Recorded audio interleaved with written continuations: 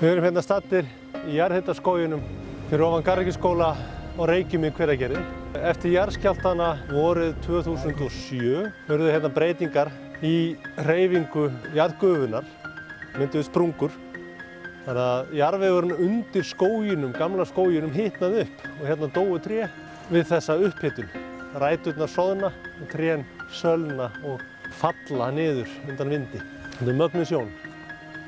En það sem við höfum náttúrulega áhuga að vita hér er líka eitt er náttúrulega hvaða hitastig í jarðveginum drepur trén. En það sem er ennþá áhugaverðara er hvaða hitastig í jarðveginum eykur vaxtarskilyrði trjánna.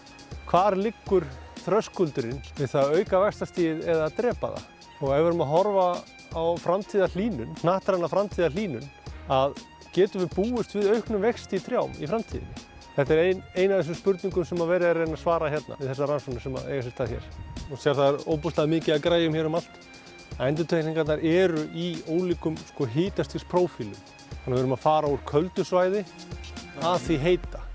Menn er að svara spurningum yfir þennan hitastigsgradient sem er hérna, frá kalda yfir í heitt. Og heitast er náttúrulega þar sem trén eru bara hreinlega dauð og við vitum að nei, það er slæmt, það er vont. Hvað er hitastigið? Hvað er að gerast í jarðveginum og yfir í það, þetta er bara venjulegt ástand fyrir utan. En vonin er náttúrulega svo að við finnum bæði kjörhita og getum það líka notað til þess að módulera í framtíðina. Ef hitastig á Íslandi eykst 2 gráður að vetri, hvað þýðir það? Þá er annar jarðvegshiti. Á þetta að drepa skóginn eða getur skógurinn kannski bara að lifa vel með því eða verðum við að fá aukinn vöxt.